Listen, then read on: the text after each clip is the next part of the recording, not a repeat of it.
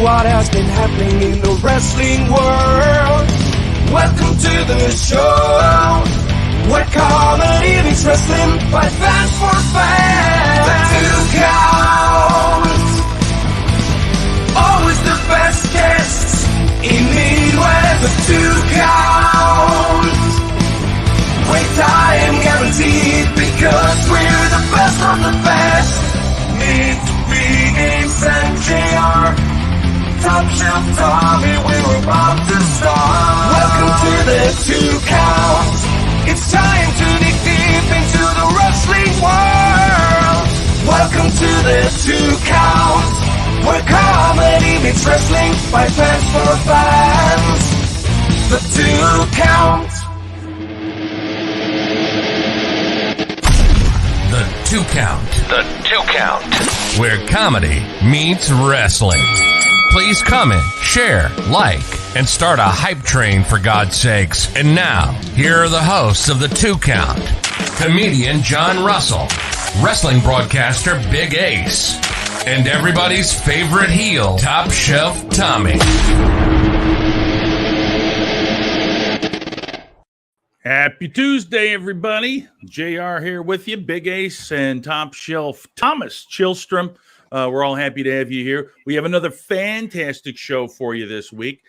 Ace, go ahead and give the big introduction to our guest.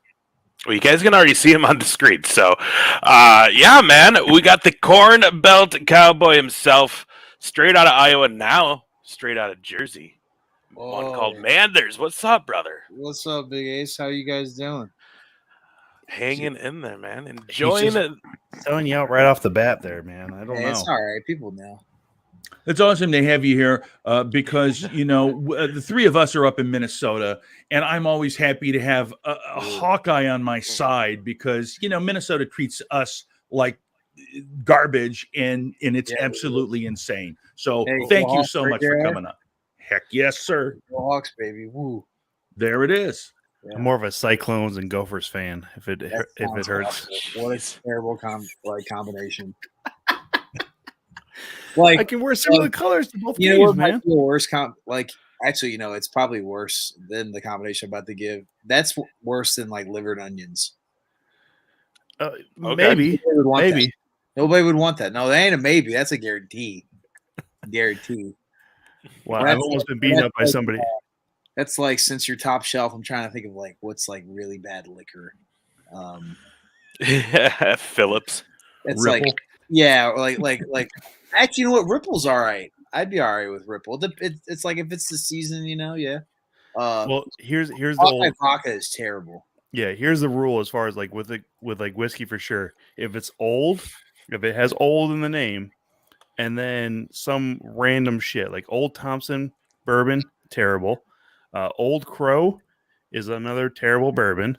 There's another one too. Or anything that mentions the actual state, like Kentucky Straight Bourbon, fucking awful shit too. So there you go. If you want to make fun of me for bourbons or whiskeys and stuff, I know the route to go. Or just again, as Ace mentioned, just say Phillips, because Princeton, Minnesota is also an absolute shithole. So. Oh, and I've been to that distillery too. So, and I've said it to people who work there directly. So, just making friends everywhere, don't you, Tom? Absolutely, baby. Oh man. Well, anyways, dude, Manders, welcome to the show, man. We've been wanting to get you on for a while. Glad to have you here. Last time I saw you back in March at the debut Madhouse Wrestling show, where you had two great matches that night. Yeah. You had Jeremy Wyatt and AJ Smooth that night. And main event with AJ Smooth was amazing. Tore the house down with that one. And yeah, dude. So what have you been doing since? We've been seeing you all over here. You just had a cage match you were telling us about. And we got an announcement today we could talk about in a little bit as well, that you got a big match coming up. Yeah, we're flying around, right? I mean, let's living the dream, right? I mean, that's what I do. It's what I want to do, right? I want to be a wrestler. I want to hit another highway, another town. So this is what you do. So yeah, Madhouse was a hell of a show, wasn't it? Like, dude. I had to wrestle Jeremy Wyatt, who's like probably outside of Gresham is probably the most technical, like best technical wrestler ever. Mm-hmm. At least going right now, or it has been going for the last 20 years. And then somehow figure that out. And then I had to wrestle AJ Smooth, who was a piece of shit. Yeah. Pretty sure he hit me in the dick and then, powerbomb me through the barbed wire door. So that was fun. Well, and he also got the better of you after your first match. He came out after scouting and then came down to the ring and totally tried to take it to you. So all jacked up. I still got nice. You probably can't see it, but I got some scars on there, and that's definitely from him. So, see, there you go, man. It's all. I mean, now you got all the stories in the world with all the scars you got, right? I mean, this is AJ Smooth. Right? This is so and so. So this is a question that I'm it comes from me is going out and doing comedy. So when you have to wrestle 2 matches like you did at Madhouse, do you get paid for 2 matches or you just get paid for the appearance? Fuck yeah, you get paid for both.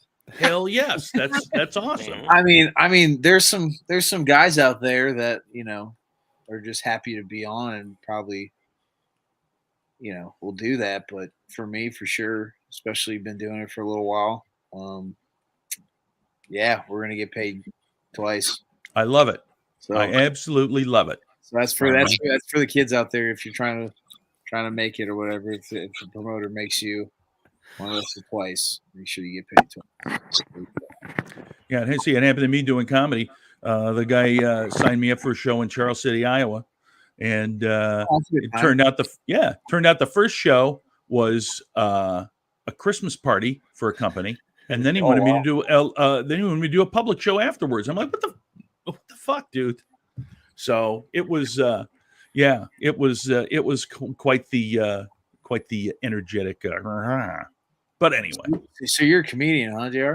Yes, sir, I am. In fact, this last weekend, I performed up in Andover, Minnesota, which is one of the northern suburbs. For there was a big law enforcement appreciation fundraiser that I did with, and you probably won't know this woman, but Liz Collin, who was with WCCO and got fired because she was married to Bob Kroll, who was the police union chief or president, another couple of comics, and it was just a blast. It was absolutely a lot of fun. But yeah, I go around and I don't do it as much as I did because I have a better day job now than I have. Hey, hell yeah, that sounds awesome. We gotta go. We gotta go to his one of his comedy shows and be super drunk off whiskey, probably like Maker's Mark or something. Fuck yeah, dude. Yeah, that sounds tight. You know what's funny too, though, is Tom's a comedian too, but he doesn't say it in the beginning. Do you get mad about that, Tom? That you don't get the comedian credit in the intro? I mean, I get the credits I deserve, right? So the heel, right? I mean, that's what it says in the song, right? I mean, I know before the show and stuff like that, just to give a little bit of fourth wall breaking kind of shit here, but you guys are bagging me for not being much of a heel, but yet it's in the fucking song that I am the number 1 heel. I mean, come on. There's not a single episode that goes by today, so literally, so I get it. Yeah. There's not a single episode that goes by that I don't ruffle somebody's feathers either in the chat or you two idiots or our guest. I mean, come on, guys. It's every week. We should just be used to this by now. Hey, you know what they say? You got to leave your feelings out the door, right? See, amen. Right there. Amen. Yeah, that's the thing. Very true. Yeah. So let me ask you something, my man. Has wrestling always been on the radar for you, or did this happen later on? What was the story to that? So kind of both, right? So when I was a kid, I obviously grew up watching WWF Attitude era, 99 from 02, and then watched some WCW, and then probably I was really big in TNA in my middle school years. And then once 2012, actually, probably before that, actually. Basically, when I was in high school, which was 2009 or 10 or whatever. Yeah, I'm showing my young age here because all you guys are old. We are. I had to throw that in there because somebody was going to say it. No, so right about there, I kind of stopped watching wrestling as much because in high school I was too worried about, playing football and hanging out with girls. So that was kind of lame. But no, it was fun though. And then right around like 2015, I started to watch when I was at Iowa playing football. I started like that was like the launch of like the network, and Sting was like on his WWE, debut, right? So like they had all his old WCW stuff, and me and a lot of the football boys would watch, and then that's kind of what really like, so it kind of reamped my love for wrestling again, and then we started thinking, okay, if I wanted to be a wrestler, how would I do it? So we started looking around, right, and then there's a guy on TV, especially at that time, 2015. Seth Rollins was the man. Right. I mean, he is the man still, but he was the man then. That was his first like WWE run, like title run and all that. And then his school debuted in 2015. And then when I was at the one of the football facilities, I mean, this is a story that a lot of you guys have probably heard. And that's when I met Big E, because Big E played football at Iowa, and he was kind of the he wrapped the present with a nice bow and said, you should go train for Black and Brave, and ever since then, never looked back. So I guess that is the question. Obviously, Big E being a Hawkeye, you being a Hawkeye, and stuff like that. Was that ever an influence on you? I mean, outside of like him, presenting it and stuff like that, was that an influence as far as when you got to University of Iowa? Was kind of looking at as Big E as maybe like that level? So when I got to Iowa, I didn't really. So was that like 2013? So was Big E in FCW in 2013? Yeah, probably. Like, I don't think. Yeah, I think so. Yeah, I didn't really know of him yet until once he was like on WWE, and I started watching it back. I used to watch Raw like every week in 2015, which is crazy to say, right? Because it's 3 hours long. Right. I don't do that now, but I used to watch a lot, and then I started seeing him, and then on the bench records in Iowa. So like at Iowa, they have all like the weight room records, and it would say Tori Ewan, and then I finally put two and two together that Tori Ewan is Big E. So I was like, holy shit, on Wikipedia. Thank God for Wikipedia. Big E went to Iowa, and then obviously I was like, sweet. So I had two Iowa guys. I got Seth Rollins and Big E, or two Iowa boys. I mean, even though Big E's from Florida or whatever, but that doesn't matter. He still played football at Iowa. He's still an Iowa Hawkeye. You always count him. So that was the So I guess he was an influence in a way, for sure.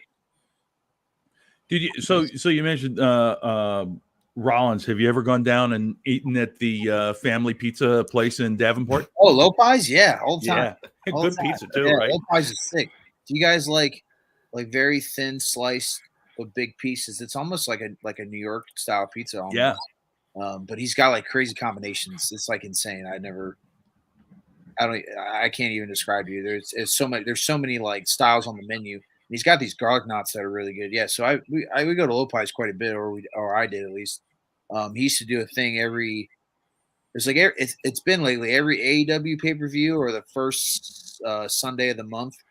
It's like a SCW Pro night. So we would go down, maybe throw some SCW Pro matches up. So SCW Pro is, that's like the home of Black and Brave students, and Merrick Brave runs that a lot, and or is the owner of it, and he runs it. So Lopez is sick. Yeah. Shout out to Lopez if anybody, if they're watching. So nice. I'm sure they appreciate it. Oh, absolutely. Just to interject here real quick, if anybody's interested, we are actually like 100-bit donation away from a hype train, which we haven't had it in a couple months, I think. But just if anybody's interested in stuff like that, to try and bring in some of that extra little moolah so we can keep sponsoring some of these main events like we did this last week and stuff. Hell yeah. Let's do that.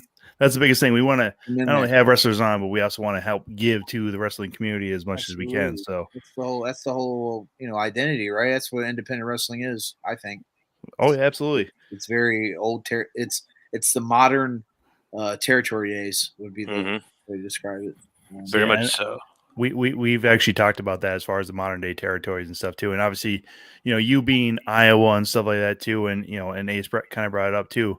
Well, you got a huge match coming up with Revolver with Yeah, they just announced that today, huh? like a couple hours A couple ago. hours literally. ago, This is yeah. like Speedball the Mike first- Bailey, dude. That's crazy. I never thought in a million years I would wrestle Speedball Mike Bailey. So when it comes to That's serious, I never would expect it because I feel like a lot of wrestling now, it's I feel like in the old days it was very Styles Clash. And I Mhm. feel like it's not like that anymore. I feel it's very like the same wrestlers wrestle each other. I'm not saying that's not always a thing. I mean, there's always exception to the rule, but it seems as of late it's been that way, right? Because like if deathmatch guys wrestle deathmatch guys, and then hosses wrestle hosses, high flyers wrestle high flyers. So having something like this, I think, is pretty cool. And I've seen Speedball ever since he came back to the States. I've seen him at least every weekend. I think there might be That's crazy. two that I haven't seen him or whatever, but he's literally I've seen him every weekend. So, and we talk too, because like I remember the first time I ever went to, there's a promotion in Canada called Alpha One. That's where Ethan Page has his promotion, and when that was running, this is like 2019. This is before COVID. We were at some town. I think it was like Hamilton, Ontario, and there was freaking Speedball Mike Bailey, and I was like, "Holy shit, it's Speedball Mike Bailey!" Like, I thought that was cool. So like Oh yeah. I told about that story to Speedball. Like we were on this show together. He probably didn't know who I was, but I got to see it live, which was pretty sick. And then the rest is kind of history. And now we're about to do it in the couple months. So Hell yeah, dude. That's badass, man. yeah, I wanted to. Oh, go ahead. no, he's the man. He's like Oh, yeah. And it seemed I saw in the tweet at least, right? It said like he was the one that chose this match. So that speaks high volumes. And he's been giving me advice in some matches, like at some other shows. So I'm sure they had something to do with it. So that's pretty sick. So. And what's that? What's the date on that? Was that July July? 9th, Cage of Horrors, Wrestling Revolver. There it is. at the Horizon Event Center in Clive, Iowa. So An insane card, dude. It always is. Revolver always brings like their next show in June. Or I guess their next show's in Vegas, which is next week. But even that card's nuts. Their card is insane. Is June Billy Starks and Ruby? Is that one? Yeah, that is that one. Okay. I was gonna say we man. just had Billy on a couple weeks ago, and I couldn't remember if that was the one. It's crazy. I remember Billy. I remember Billy when she was like a little kid. Like she did photos.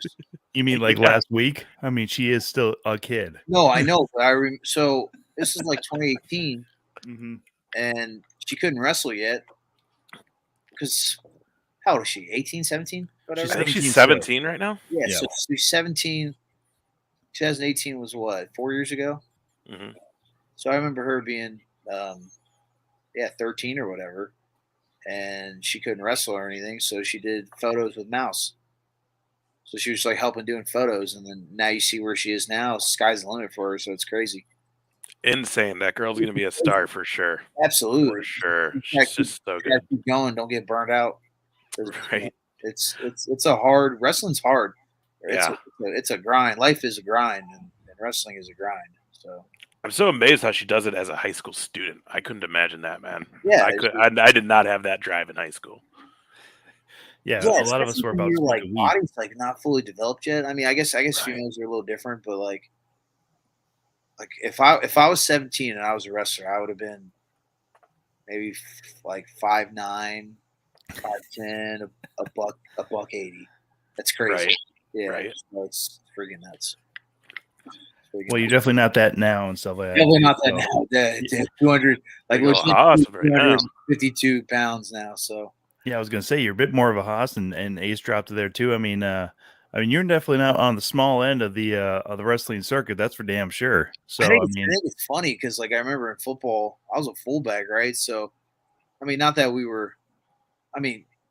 fullbacks are smaller and anything like that, but like really in reality, fullbacks are on the shorter end because I got 5 guys in front of me that are 6'5" at least. So it's Right. like nuts. So it's nuts to think about, I think, in my opinion. Well, I got a gal at work, actually. She lived in a building with Anthony Barr, and she's called me a midget. I'm 6'2", 280. So, I mean, just because he's 6'5", 255, I'm like, weight-wise, we're basically, and height-wise, we're basically the same person. Take a few inches off of him, and you put the weight on me. Like, it's all, it's relative. Yeah. Okay. Yeah. I was going to ask you though, man. You do have that big Haas style in the ring, very much like Stan Hansen type, man. Like you mentioned, you watched. I don't remember, not that far back. So like, how you have a very old school feel in the ring, which I love. Oh yeah. So absolutely. where does that come from? Being that you kind of didn't get into that era off the bat.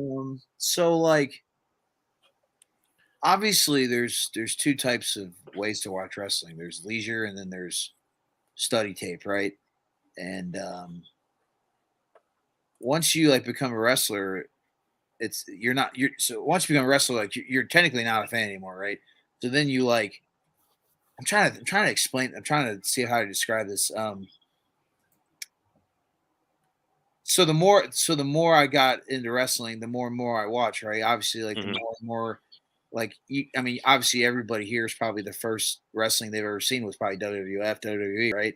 So then it's like once you like you want more, so you adapt and see like other things. So then I started like seeing All Japan in the 90s or the 80s, and then you see like all these other territories, and that was like the cool thing about the network, I feel like, because it had so much. It was literally a library for independent wrestlers or just wrestlers that in general, just to see, history of what you do, right? And I always feel like, knowing your history, whether it's in life or whatever, you should know these things. And so a lot of it, I've just watched a shit ton of wrestling since I've been a wrestler for the last 5 years. Any style, any promotion, you name it, I've seen it probably because I love it. So yeah, like obviously Hanson's a huge influence, right? Because he was a Cowboy, but I guess like being a huge Stone Cold fan, you start seeing like what Stone Cold was or who he was, and then that like Texas tree started branching out, and then you start seeing like Blackjack Mulligan and Barry Windham and Hanson and Brody, and you see all these people, Abdullah, Dr. Death, Terry Gordy. So it's something I gravitated to like towards. It's like music, right? Like it's like the first things you ever hear, and then you start like breaking it down and you start seeing other stuff. And yeah, I guess that was a long way to describe it, but that's the best way I can give it, I think. So before we go on to anything else, we have Malice in the chat right now. At least he gifted a couple subs. I gotta give it. Malice. I gotta give it up for him. He gifted a sub to our host JR, which is pathetic that you don't even subscribe to your other channel here, buddy. But so Manders, if you're free August 6th, go ahead and let Malice know how you feel about not being included on the fucking card. He's the one that told me that. I guess I'm too big to go out there. I guess you couldn't do it. I would assume so. You're too big at this point. I mean, that's lame. I want to. So Malice runs Madhouse Wrestling, and that last show was absolutely one of the funnest shows I've ever been on. Out of all the shows I've been on, that was like top 3, like one of the best I've ever been on. So that's some high praise coming from a guy like you. I mean, again, you have been everywhere. Yes, it's what they say. Oh, here we go. There it is. Manders will be back. Yeah. He's waiting for that third show where he either puts in Waterloo or Des Moines, where somebody's for sure going to get stabbed after the show. Not a big deal or anything. All I'm going to say, Mouse, is that third show, I better be back, and it better be a cowboy theme like this current one that's going to be in August. So yeah, no shit. Not to call out Malice, because I actually might miss the next show myself. So don't be mad at me, Malice, so I miss the next show myself. So you got a day with Samuel Adams and Big Lebowski behind him?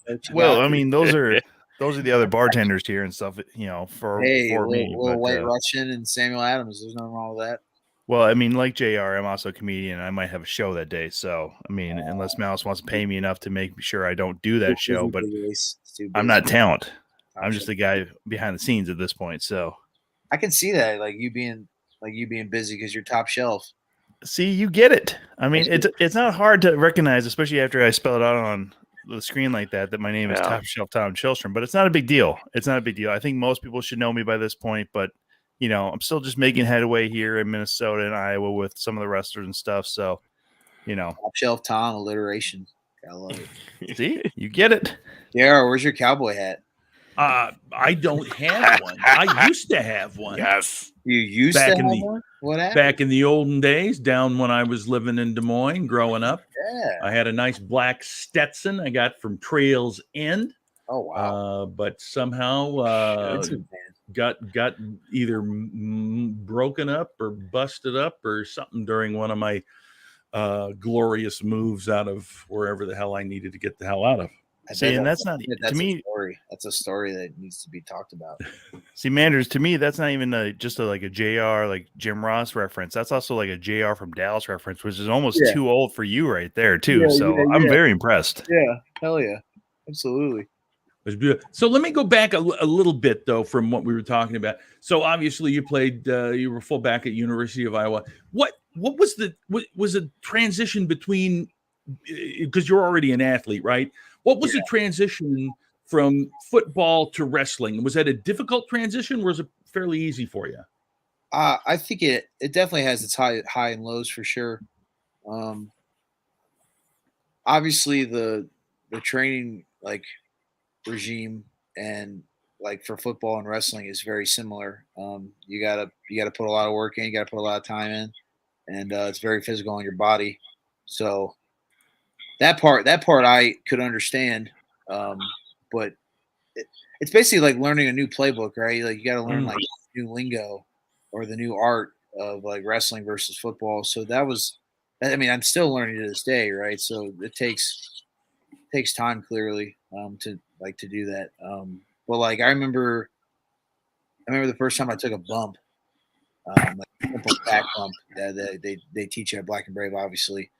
The first time I did that, I normally people are afraid to take that bump, right? Because you're basically falling yourself, and we're not designed just to fall, So, yeah. But when I took that first bump, I totally was like, yeah, I can do this. I can see myself doing this. I kind of like it, or I like it a lot. Like taking a bump because it reminded me of running an ISO play, smacking a middle linebacker. That's that same collision contact, right? So, I would say the hard part has been probably the travel. I would say. Yeah. I was going to ask you that. How do you pass all the time? I don't know what website I was on that I seen where literally they had the breakdown of every year and every promotion you worked for. And it just cage match or whatever. It seems like to be. Yeah. Okay. I think it was cage match. And I mean, just the places you have been, my friend. I mean, it's like you haven't missed anyone yet in the States. It feels like. Yeah. This is what it seems like. There's only a few left. I feel like that I haven't actually been to yet. But you know how independent wrestling goes. There's always new promotions coming in and out all the time. But there's a couple promotions, especially out west, that I haven't really done yet that I want to do. And yeah, I would say that's been the hard part, right? Because in football, if something was over a 2-hour, 3-hour bus ride, we would just fly. Right. And in wrestling, it's God, we do 10-hour drives, 12-hour drives. We've done 15-hour drives, just one way. Trip. So I think that was the hard part. But once you start getting in a groove, and stuff like that, and kind of makes it easy. I like driving anyway, so. I was going to say, so you're talking about long drives. What would, let's say a typical weekend you have, I don't know how many shows, but what would a typical weekend or week for Manders be? So this week, I would say I'm wrestling Thursday in Worcester, Mass. So I got to drive, 3-4 hours one way and then 3 or 4 hours back, and then go work on Friday morning, because you got to work, baby, right? You got to pay the bills. Right. I try to have like multiple avenues of revenue for income. And then Friday I'm in H2O for Matt Tremont's place, which is like South Jersey, which is about an hour drive, just one way, hour back. And then Saturday we got something that's like 6 hours on a Saturday. So 6 hours one way, 6 hours back. That's 12 hours. So there's your little. That would be a weekend of Manders right there. Yeah, man, and it's a lot of travel. Yeah, it's a lot of travels, a lot of miles, right? We're very we're kind of like the circus in a way. I feel like, yeah. Just get into town, do the show, pack up, get to the next one, and then on to the next one, on to the next one, on to the next one, right? Yeah, always. So I got to ask then too. I think I first saw you at First Wrestling in Minneapolis, and and I know they got some shows coming up this summer. If you had the opportunity to get back here for any of the shows with First, would you do it? And then who would you want as your opponent? Oh, I would totally do it. I enjoy First a lot. I enjoy Eric Cannon. I feel like the crowd there is always good. I've never seen it bad. They're very loud and energetic, so that's very helpful too when you have like a really good supporting fan base. I think who would I wrestle there? I mean, I would say Eric. I would love to wrestle Eric Cannon. What the fuck? The hell is that? Sorry. Just keep talking, guys. Keep talking. Blue swing right there. All right. Sorry. So someone asked if we had video of you wrestling, because there's like a few people in the chat room who are unfamiliar, and I was trying to pull up your highlight reel. So play your highlight reel on the show. So I just got to share my screen. Just do his last promo from AAW where he beat Silas Young, man. Seriously. There you go. Little bloody crimson mask there. Crazy. That was the first time I ever went in a steel cage before, and I've seen plenty of them, right? Obviously, like Hell in the Cell and just like the old '80s like steel cage matches with the big blue. Yeah. So that was kind of cool doing Merle's. So doing AAW steel cage, and that was Merle's ring. He's like a ring crew guy that's very local in the Chicago area. Great guy, shout out to Merle. And we did this like insane cage match where I went off like a 15-foot drop and the tippy top of the cage. Here we go. All right. Middle finger and a guardrail thrown. It shows you what the intensity. God damn.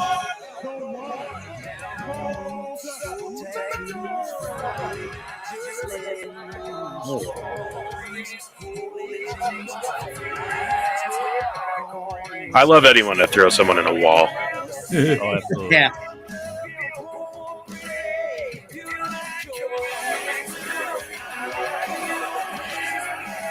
Oh. No, that was nuts.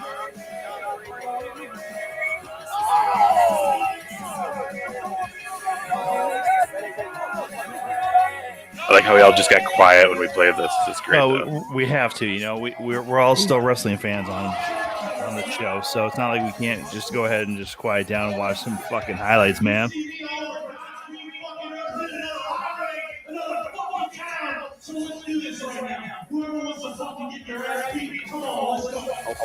Love it. That's the shit right there.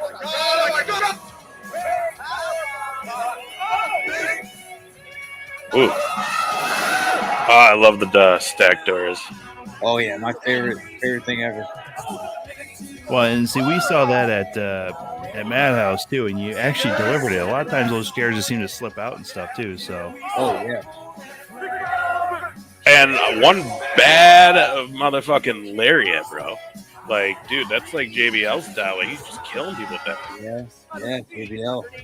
Well, and see, again, we just saw that Revolver has you going against Speedball, and you did recognize that Speedball has lethal hands and feet, but then your lariat.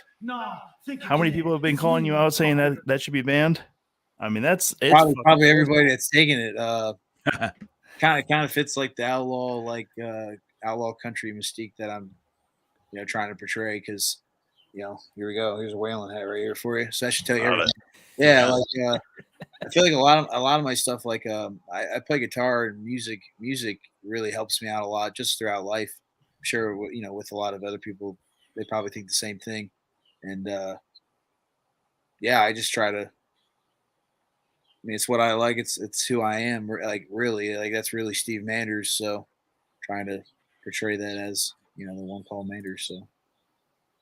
Dude, Yeah, highlight a little intense though. Dropped F-bombs too many, but hey, that's fine. That's what it's all about, man. Was that barbed wire stuck in your head towards the end there, or what was that? You had something like stuck in your face. Probably. Oh my god, dude. Yeah, that was a crazy weekend. That was TOS Tournament of Survival, which is one of the biggest deathmatch tournaments for GCW, and Wrestle Atticus, Kogar, who's one of the best wrestlers in general, or deathmatch wrestlers in the world, and going against him and just doing some crazy shit.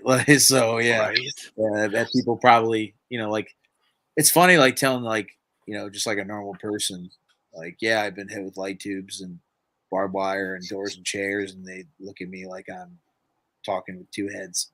They just don't get it. So that's the thing.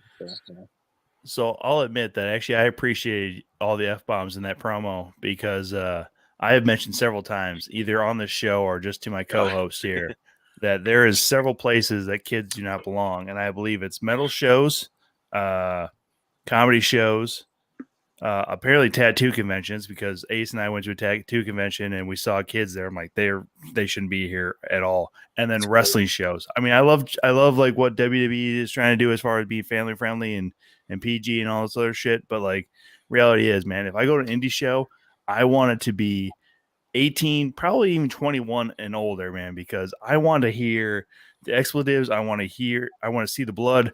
I want to hear some screams, maybe. Like, I want to see the violence come out as it might. It just might, because you don't know where a match is going to go necessarily. So if you guys start throwing hands and stuff like that, and kids can't handle it stuff, man, like sometimes that blood flows, man. You just got to let it go.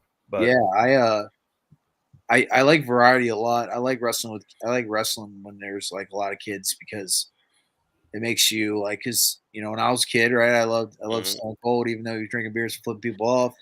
Probably wasn't very good for me to see or whatever. Mom wasn't very happy with it, but like, look at you now. Yeah, it had no effect on you. I always like, kids like if I wasn't doing wrestling, I probably would have been a football coach of some sort. Yeah. Right. Or being a teacher or something, and just helping out kids when they turn into grown men is pretty cool, I think. So like having, trying to be a role model in a way for a lot of kids. I always think that's pretty cool. But I also think it's cool when you go to like a dive bar show or like wherever where it's adults and 21-year-olds that are screaming, hooting, and hollering. So yeah. Tommy Well, just all hates right, I can kids. appreciate Let's just that get to answer. the point. Tommy hates kids. That's what this is all about. Tommy hates kids. Tommy don't love the children, guys. I'm not surprised. No, I mean, literally, I've been to WrestlePalooza where it's supposed to be 21 and older at First Avenue there, and then some jackass still brings his kid in, like he'll sign the waiver, like, oh yeah, like I hold you guys. I'm like, yeah, but I still want to be there sometime in a way, right? Like in some aspect, I don't know. But that one again, also but they also do the burlesque at WrestlePalooza though too. So I mean, it's right. Partially that's 18 up because there's naked chicks, Right. Yeah. I mean, half naked or whatever. But I mean, I'm just saying. Yeah. I always think it's weird when I see like kids at GCW. I think it's weird. Yeah. Oh, that would be insane. I don't know why anybody would do. I mean, because I mentioned like the tattoo show that Ace and I went to. There's literally like people who are hanging from skin on posts and stuff like that. And literally there's a child right in front of us who's probably 10, 11, 12 years old, something like that. And he is just like, why am I kind of even here? Like he's given a look like I see it. They're swinging from their skin, but I don't know if they can really comprehend all the stuff that's actually going on. So maybe that's just me, but my 25-year-old nephew was able to comprehend, and he's the one that passed out. So those kids were doing way better than him. Even Ace, even when you and I went to the Art of Warcraft that the GCW did in Chicago on what was it, All Out weekend. Yeah. I was, because I can't stand for that long Manders. I'm an old guy and I got a badass back, but I'm back leaning against the wall watching, and there was a guy that's got a kid, and the kid's got to be 6 or 7, and the kid is just out of his mind because, you know, the regular wrestling is fine for him, but when they start doing the deathmatch stuff, it's like, because they don't get it. Nah, They screw think it. it's Bring real. the kids. Bring the Yeah, kids. I They need to think- learn. I think, yeah, honestly, if I was a promoter, or if I had to pick or whatever, I probably wouldn't bring my kid or have kids at the show. But it is 2022, so I mean, Yeah. whatever. What are you gonna do? This is true. I want to. At America, I guess. What do you want? Yeah, that's fair. Yeah. Yeah. Yeah. So how do you go back and forth though, man? Because I've seen you do some really good, just like technical matches, hard hitting matches, but then again, you do some of these crazy death matches, and we saw that in that highlight video. I mean, you're just so versatile in the ring. Like that's not everybody can do that, you know? Yeah, I think it's good to be versatile, right? And expand or broaden your horizons. And I guess for death matches, at least, I always thought it was cool, like because like I was saying earlier, like once you start like watching wrestling, and you start going down that rabbit hole, you start seeing other stuff.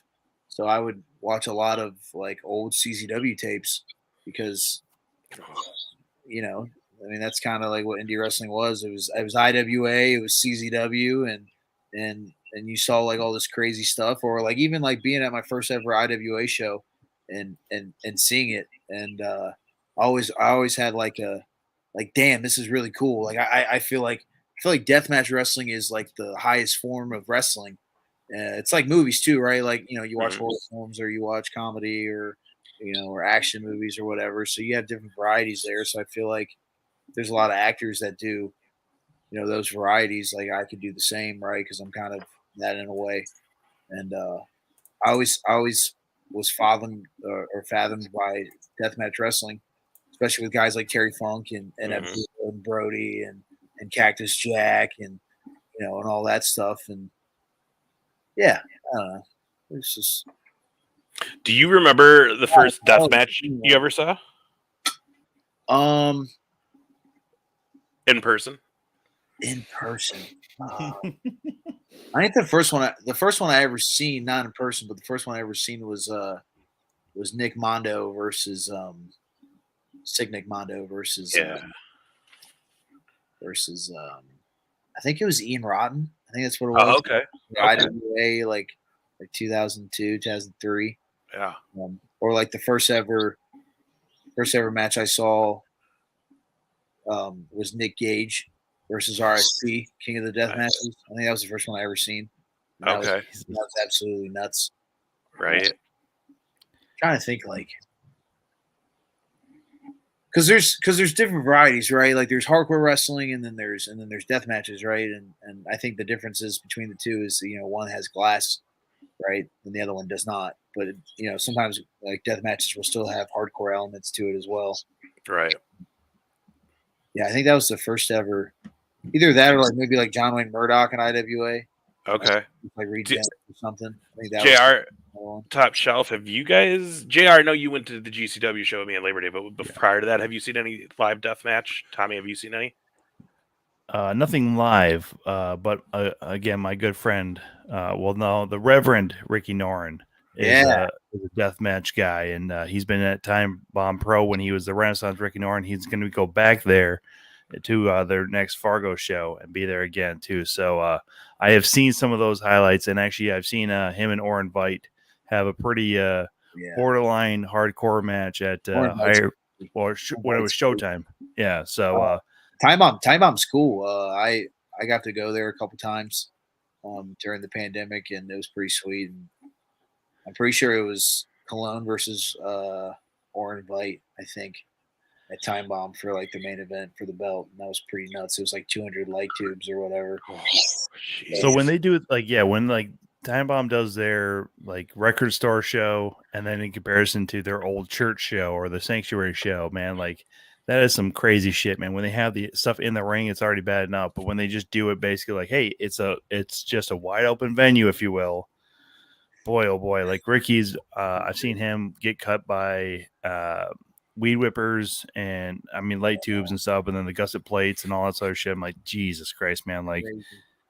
How do you drive back after like that much blood loss? You know, like I feel bad enough just trying to be like mildly drunk if I leave a show like that out of Fargo and trying to come back to the cities and shit, man. Like he's losing like half a pint of blood or more trying to come back after that shit. So I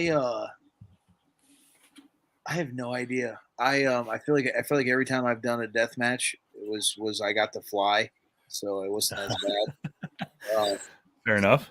But no, definitely the next day you definitely feel it clearly. Maybe not during it, obviously not as much because the adrenaline is absolutely.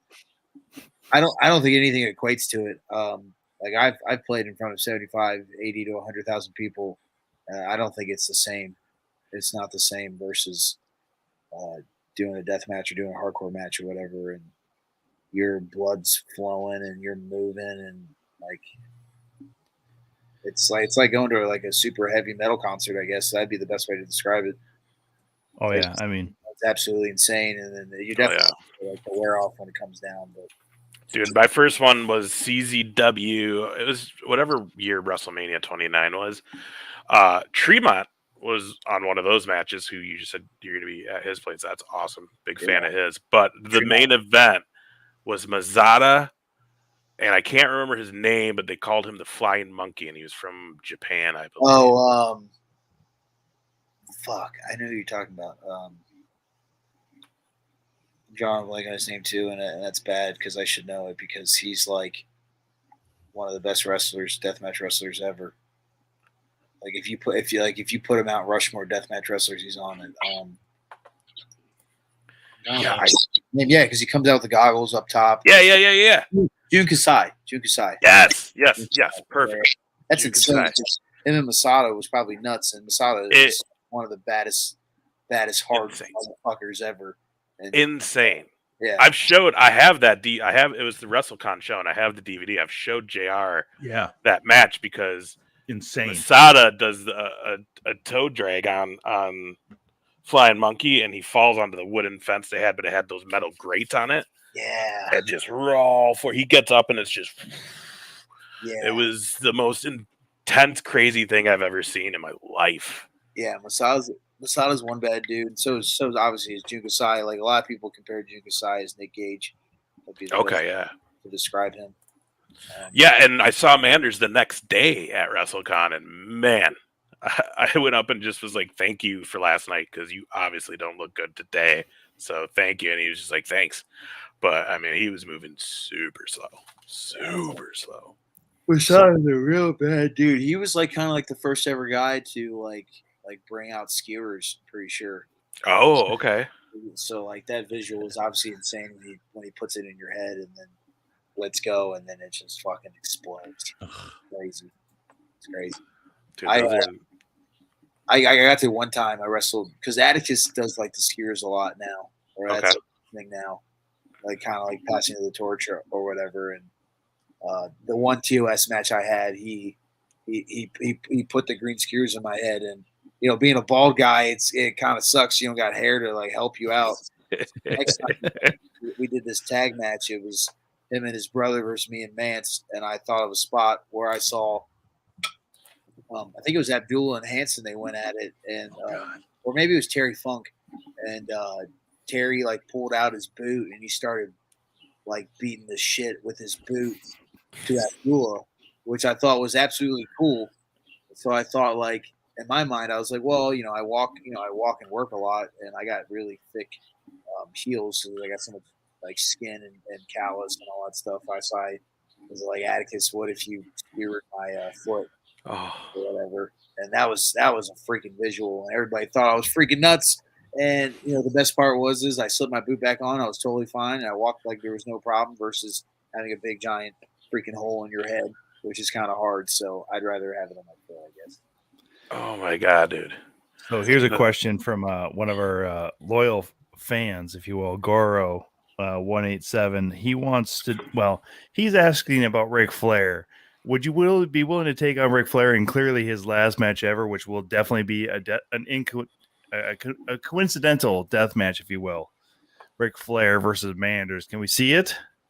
Because he needs somebody to carry him through. Clearly, as Goro has even said too, somebody who can actually carry his weight the whole length of a fucking match.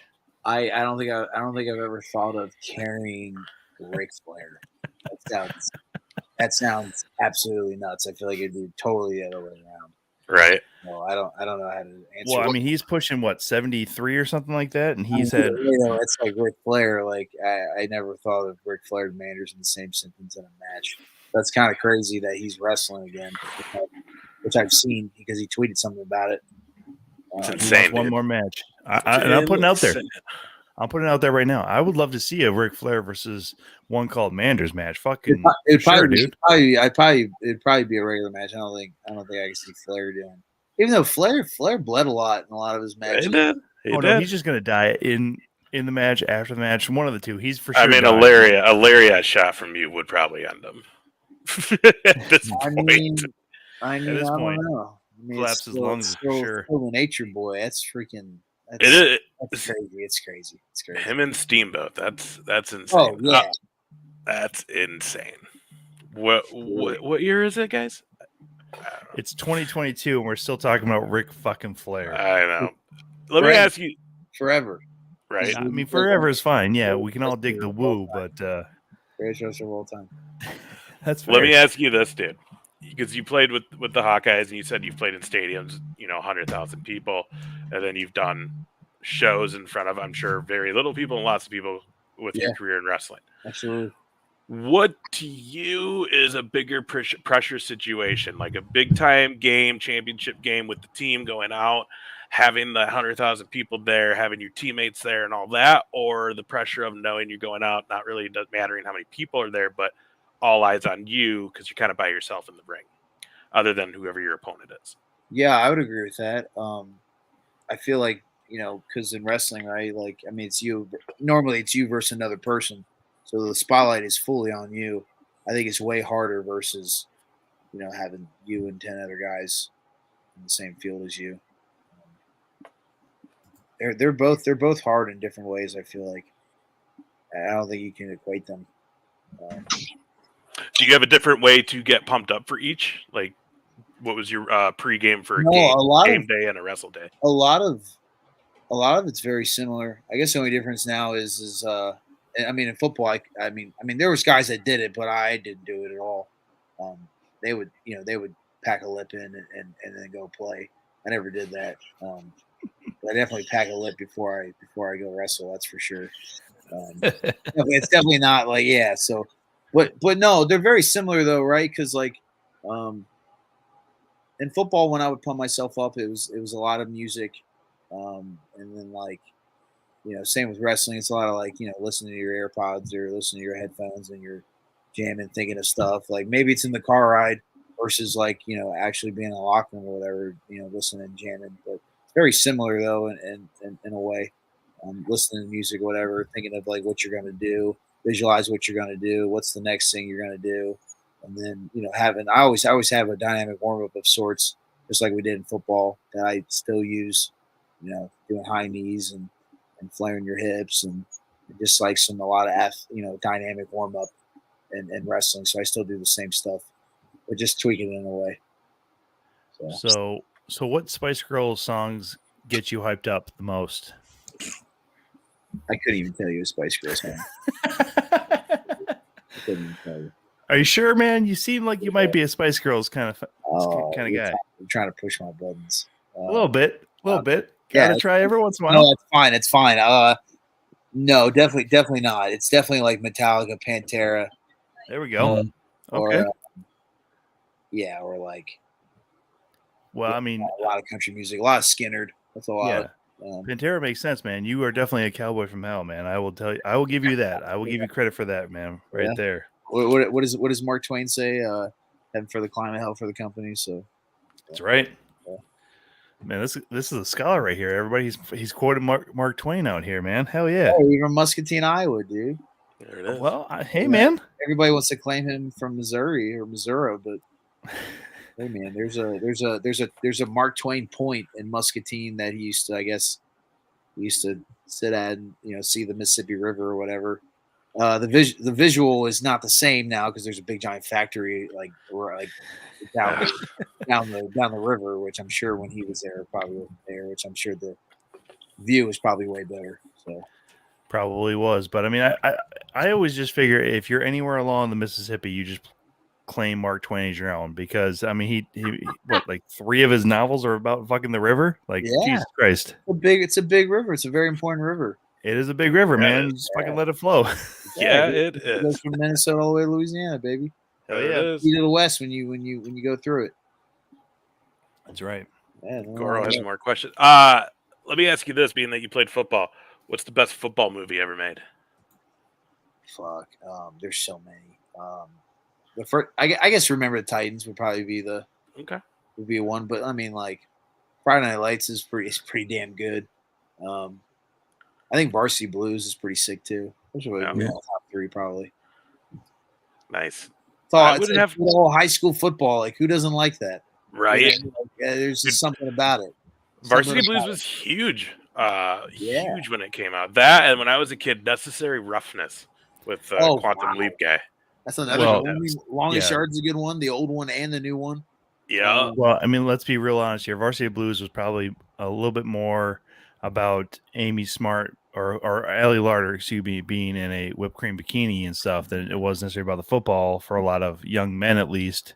And then also Necessary Roughness, you see Kathy Ireland's asshole or ass, excuse me. So I mean, I'm just saying, like, like there's some things. What, her boyfriend's in the movie too?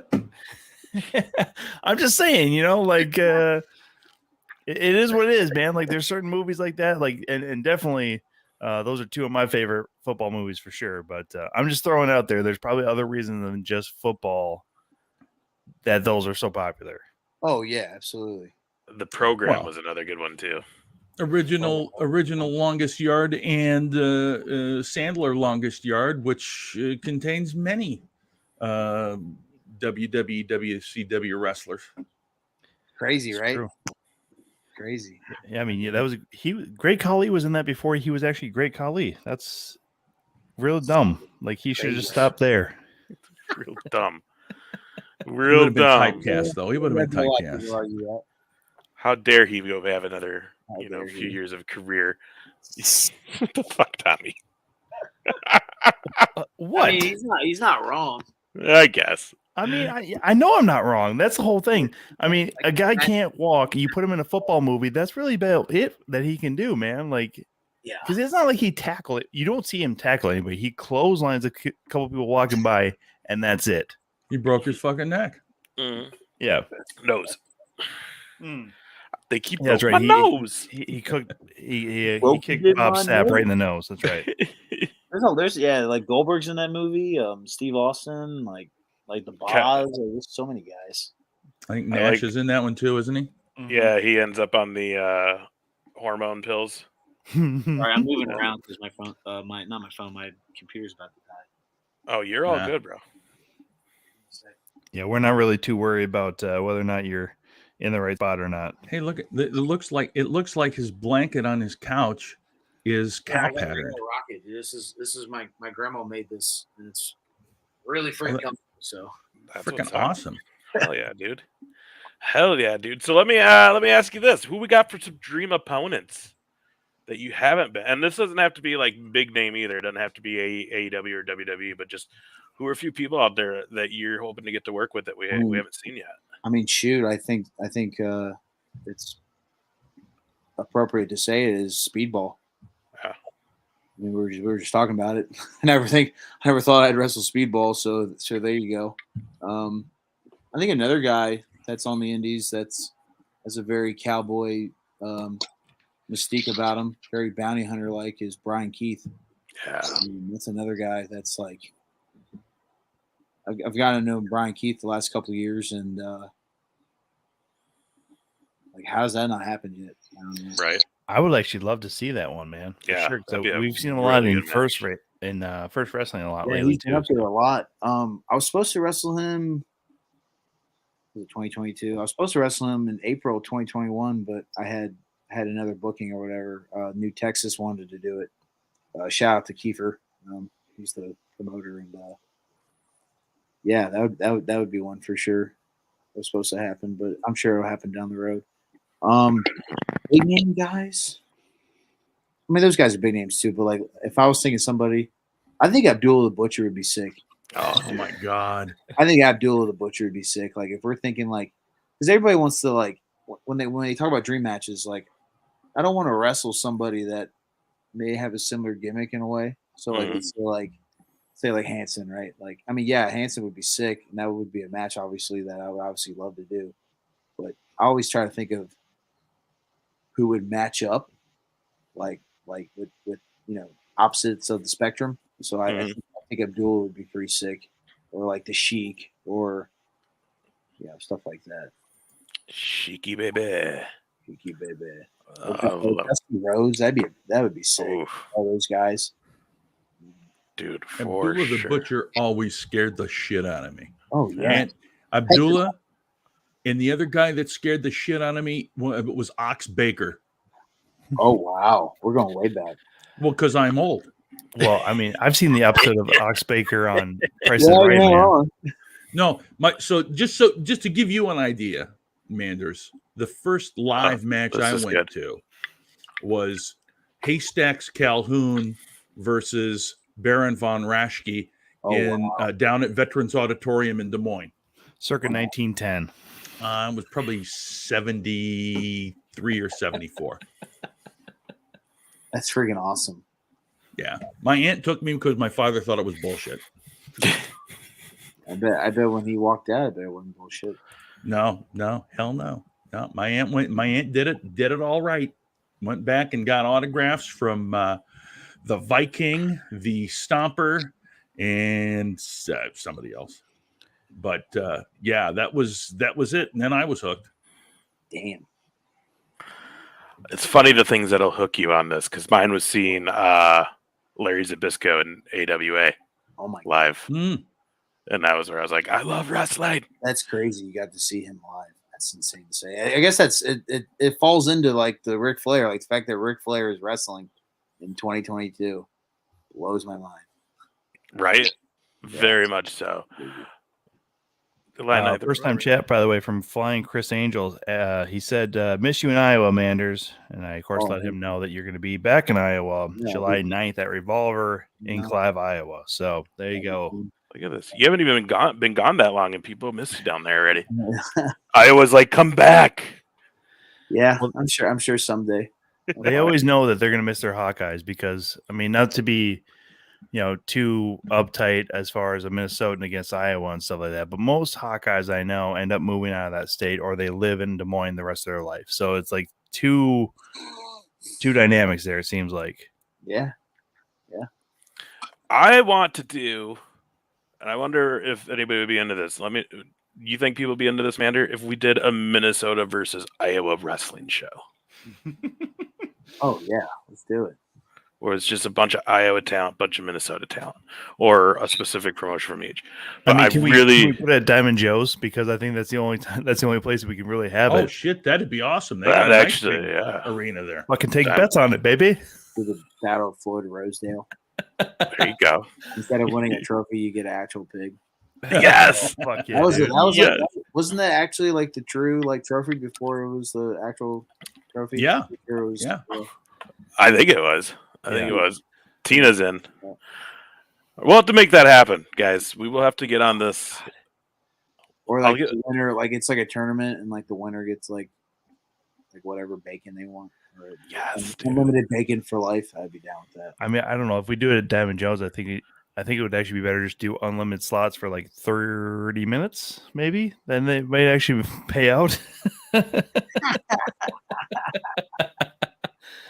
Actually, that's a hell of an idea, Ace, man. I mean, I normally go against you and stuff like that on a lot of ideas, but that's a fucking hell of a one right there. Flying All Chris Angels in the chat is asking if you'd like to talk a little bit about your love for strong style Japanese wrestling. Shoot, yeah. So the first ever like Japanese wrestler I ever saw or ever watched was in TNA when they had Hiroshi Tanahashi, and I was fathomed by Hiroshi Tanahashi because first off I was like, who the hell is this guy? I don't know how to say his name, but like he's really there's something about like Japanese wrestlers where they basically like they basically put everything on the line. Mm-hmm. So it gravitates to me in that way because I remember playing football and I'm kind of that way too, where like I always wear my heart on my sleeve. So I try to, put everything out there as best I can, and that's me. So I think a lot of Japanese wrestlers are that way as well. So that's what made me gravitate towards it a lot. So I started going down that rabbit hole, like watching Hiroshi Tanahashi matches, a lot of New Japan matches, and seeing him wrestle because he's wrestled other places in Japan besides New Japan where he's wrestled in Noah before. So you start breaking this down right in this rabbit hole where like there's strong style Japanese wrestling, and then there's certain styles, right? And then you see like Kings Road wrestling, where like they're still very similar, where they have that like that strong style spirit, but then it's like one's more amateur wrestling base that's telling a story with the moves, like all Japan Kings Road stuff, and then you have like strong style where it's like it's very like MMA based, and the matches are shorter. But they're both the similarities between both of them is they both make it look real, like it looks real. Yeah, I think that's a lot of like made me gravitate towards it because being a football player and being an athlete, like that's as real as it gets. And I think that's what made me fall in love with it a lot. And watching like if I had to pick between the two, like I would prefer Kings Road Wrestling, where it's still very like NWA like territory based, but each match will like for example, like if like Masawa and Kenta Kobashi wrestle 1,000 times, so like each move, each falsie they actually do, or like let's say like Masawa beats Kobashi with like a roaring elbow, or like in the next match when they wrestle each other, they built it up again, like for the story. Maybe that roaring elbow, they think it's the finish, but now since Kenta's been accustomed or aware of like the move, he'll actually kick out now.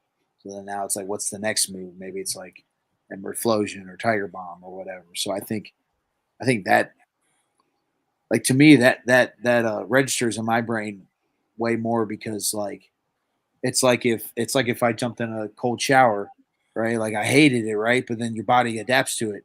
So then now it's like, like now we make it even colder or, or whatever, something like that. So yeah, there's just something about it. I don't know what it is. I think it's that though. It's interesting that was your first exposure to Japanese wrestling was Tanahashi, because you mentioned WCW earlier and stuff like that. So the original belt collector, Ultimo Dragon, came through WCW and stuff like that. But that's a little bit different as far as the cruiserweights go. So that's awesome. And also too, I want to give you praise because the last time I mentioned or heard anybody mention that many strong style or Japanese wrestlers was Eddie Kingston. So I mean, yeah. You both know your history. That's for damn sure. Yeah, we kind of come from the same cloth. Like he's like if we talk about the second year crew, he was like the OG Godfather. So he's like our like Godfather of SGC, or he's like our dad in SGC, and he was kind of what we all bring to the table. Obviously, we have different flares and styles where it's right all of us or whatever, but it's still all the same. Or we try to make it as real as possible, and that's what being second gear is all about. So a quick question then too, like so obviously you're a little bit younger than the three of us, but did you ever get into tape collecting, or was it more like just trying to find the stuff on YouTube and other things? For me it was YouTube, which I feel like that's the modern bootleg in a way, where, right? Yeah, you can find it. I mean, instead of finding the person and then talking to them and then waiting weeks on them just to find the tape, now you can look it up or whatever. But it's almost like the same. I feel like. Fuck yeah, dude! You got to go find it, but I guess it's less steps now. So no, I never got to do the tape collecting. I kind of wish I did. I feel like it'd be pretty sick. It was kind of messy back in the day, man. Like you Still never knew what you were gonna get. To be real honest with you, sometimes you get like half porn, half wrestling match, but it kind of depends on what who had a black box, if you will. So Yeah. Like the black market trades of wrestling. it wasn't great, but some of the matches were, but not Yeah. always the tape collecting. Yeah. Oh, that's funny. I had one of the black boxes, and I have a box somewhere full of WWF VHSs of just recorded pay-per-views. That went a totally different way than I thought it was gonna go, Ace. No, I didn't record the porn. That was too hard to do when the folks were around. Jesus. This is not, I mean, it is funny though, because I remember when I first realized we got porn, and like I'm in one room downstairs and Dad's in the back room down the hall, and all of a sudden like it just switched on at like midnight, and I'm like, volume down. All of a sudden, what are you doing in there? What's that noise, young Ace? I feel like every male, when they were young, they have a story like that for sure. Yeah, every like random like 100%. channel 2, channel 1, channel 3 or whatever the fuck it was, as far as your cable subscription too, like all these choppy little images, you're like, I think that's a boob. What was the tapes? I think it was Backyard Wrestling where they would have some nudity as well. Yeah. I remember I was my stepdad, his nickname is Stretch. We call him Stretch because he's like 6'10", he's so big. Nice. But he trained to be a wrestler. And he was trained by Axel Rodden, actually. Damn. Which is pretty nuts. So like I remember when I was a little kid, and back then, right, it wasn't DVDs, it was all VHSs or whatever. And I remember like in his like when you in the old days when you walk into somebody's house, they had all the collection of all their movies. It's not like now where you can just stream it and find it.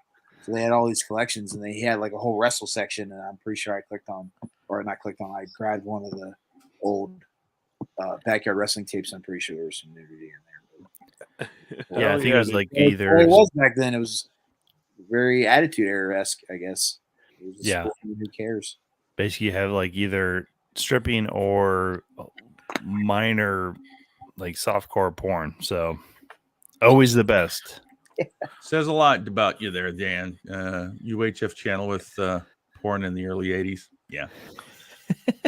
Says a lot about you, buddy. Hey, you know what? Don't give Dan a hard time, man. He gave us 6 subs tonight, so I know he Dan. did. You do whatever the I know fuck he you did. want to do. That's great. We should get into some rapid fire here in a few minutes, but I do want to ask one thing. You mentioned TNA. We don't get a lot of people who talk a lot about TNA, so I just want to ask, what was some of your favorite things about TNA? Say aces and eights. I mean, I was gonna say something about it because obviously, like aces and eights, like being a cowboy or whatever. Aces and eights, it's the dead man's hand of like Wild Bill Hickok, right? It's like when he died, he had, it was 2 aces and 2 aces, and then maybe a Joker card or whatever. So like to have that as a group or a faction or whatever, I thought was pretty cool. But no, I think a lot of it was like at the time, right? Like WWF and I guess WCW folded or whatever. You were trying to find like new stars. So I feel like a lot, like, growing up finding guys like AJ Styles, Samoa Joe, Christopher Daniels. It was, I guess, what like AEW is now in a way, right? So there's this alternate wrestling brand, and there's different wrestlers, and these people you never heard before, and then you also see a mixture of old WWF, WWE guys. So I thought that was kind of cool, like for me as a kid, because it was like something new, something different, and Right. I think another thing was in TNA they had a different ring. It wasn't a square. Right. Yeah. Mm-hmm. I think that was it octagon or hexagon? I forget. It was 8. There was Octagon. Six-sided. Oh, was it 6? I thought it was 8. Yeah. Yeah, okay. So like Hexagon. I think like having that too. So it was something different. Like as a kid, like watching WWF so much, and then you see something else, and it's like holy shit, this is totally different. And you had guys that were, maybe smaller than what you would see on TV, but you still had like the big guys. Like you still had like Abyss and like all those other dudes.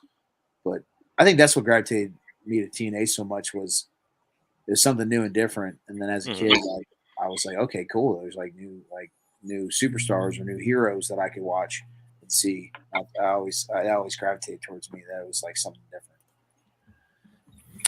Very cool. Yeah, it was definitely something different, and there's definitely some high moments that TNA Impact had, and then Very well.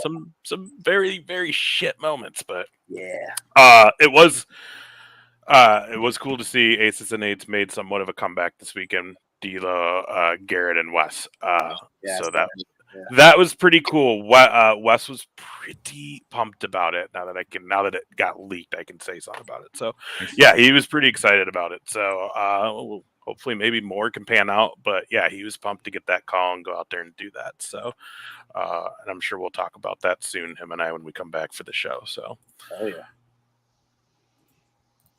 oh yeah, discounts in the screen, guys. There you go. There's your weekly discount. They love the cat more than us, Manders. I can see that. Yeah.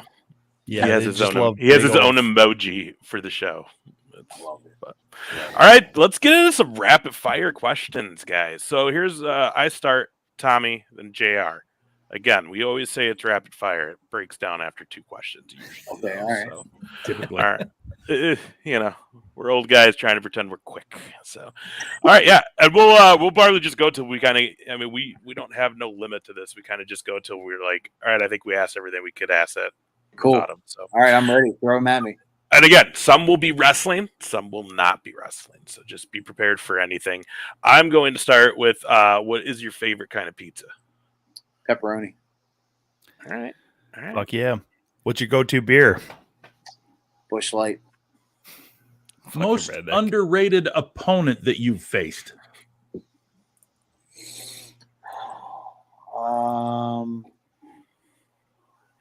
Jake something. Nice. Favorite heel of all time? Ric Flair. Wise choice. What was your favorite song back in high school? Probably Simple Man, Leonard Skinner. Nice one. Old soul. What is your favorite post-match meal? Definitely a Busch Light and probably like a burger. It's 2 food groups. Yeah. Dan's throwing one in here, so we'll throw it in. He wants to know who the most overrated person is you've worked with. If you feel like you want to answer it. No pressure. Most overrated person. I don't even know. All right. I can't think. I'll think about it later. All right. Fair enough. Okay. What's been your favorite venue to wrestle in?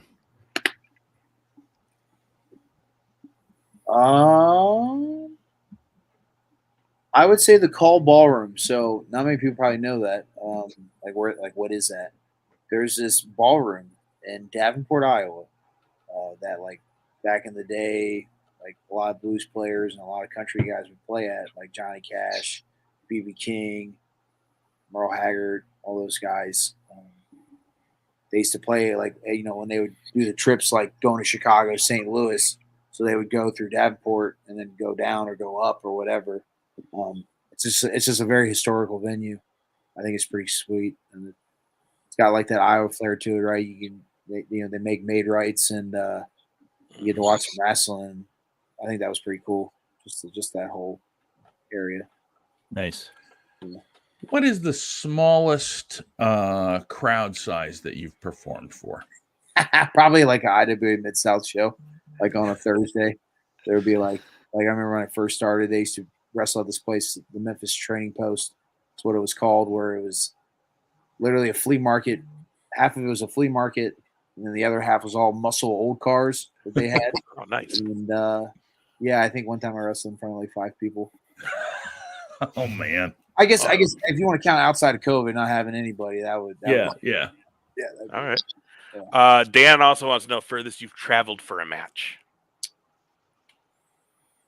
Like by car or just in general? Let's just go in general. L.A.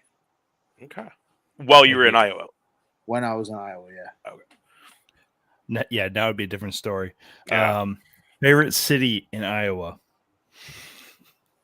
Iowa City. Gotta say that. Yeah. Killing me. Got to. Iowa City.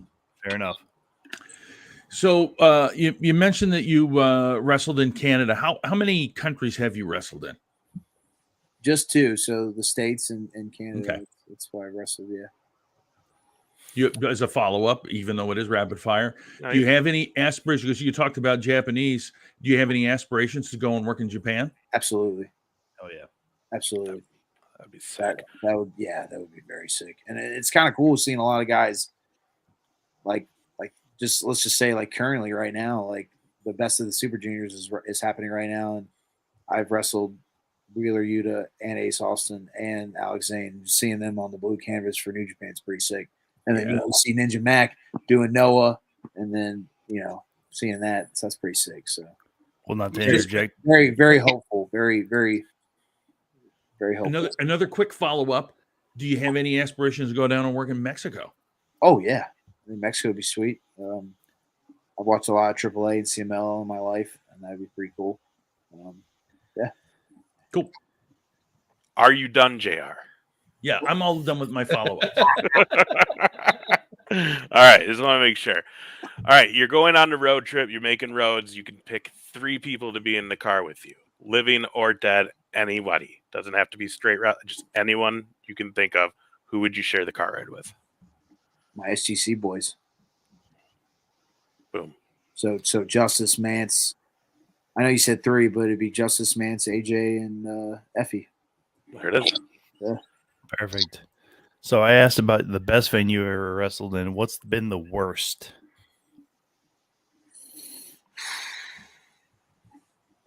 I wrestled at a car dealership one time. Awful. Out in Sterling, Illinois.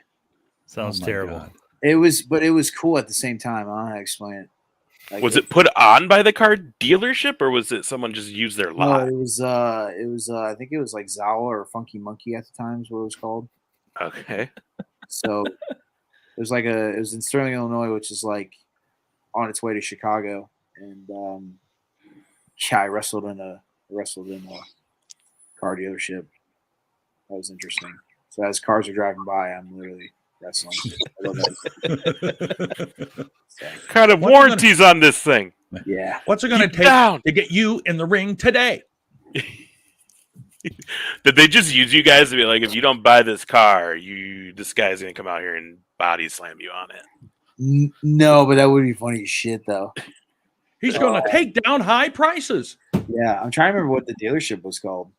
I think it was like a mixed variety of like cars. It wasn't like a specific brand. Oh, that's too funny. Yeah, and it wasn't even like that big of a dealership either. It was like one of those like small ones too. So it wasn't like a big ass dealership. So That's why I love asking that question, because everybody has a different answer, and it really just depends on what do you think is the worst. And clearly, wrestling a fucking car dealership. That might be the best answer to that question so far. To be real honest with you. hell yeah, I'll take that. All right. In your off time, what do you like to do for recreation and help you relax? I like playing guitar. I like going hunting a lot, which I haven't done a lot, and I haven't done it here yet in Jersey. But yeah, that'd be pretty fun. Pretty fun to do. Say those 2 things. So Iowa, you played football. Who's your NFL team? When I was a kid, I liked the Redskins for some reason, which I think is ironic. But they're not called that anymore now. They're called the Commanders, and then their nickname is Manders, so that blows my mind. So I think that's funny. But I will cheer for the Manders. I'm not gonna lie, Yeah, man. I will do that. it's pretty weird that they're called that. I mean, I'm Vikings die and die, but like, I'll fucking root for the Manders for sure. Yeah. I guess I would say the 49ers now just because George is there, George Kittle. So, I mean, we were boys and played football together. So, always like watching him. I'm not really much of a – I like NFL, but I'm not – I'd rather just watch it. And if it's a good game, it's obviously a good game. I'll watch it. I don't really have a specific team anymore, I would say. Okay. Yeah. So. Are you into fantasy football at all?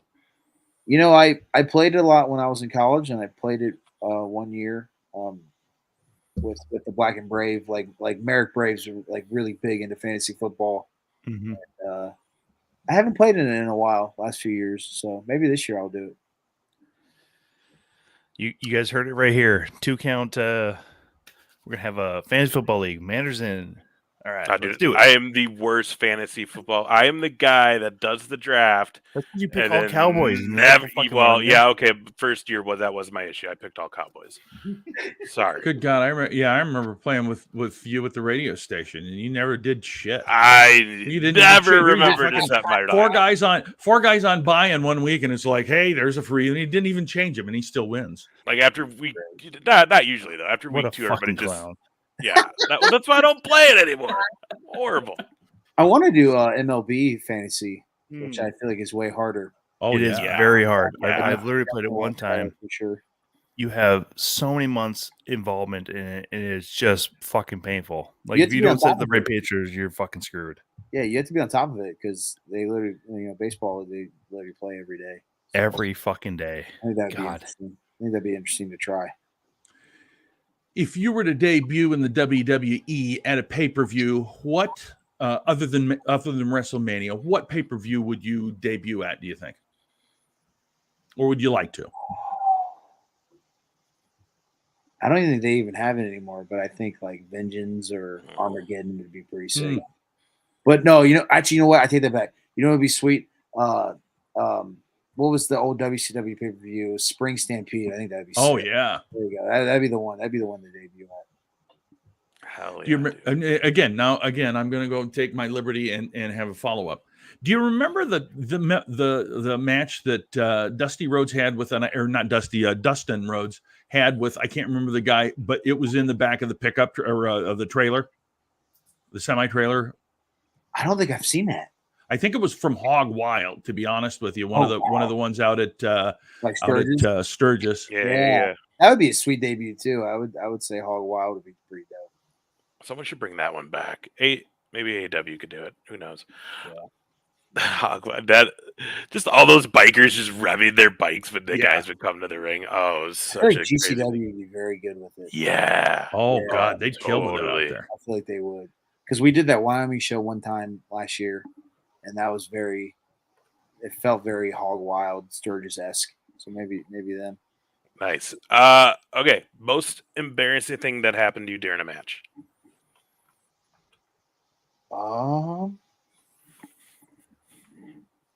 Probably like some.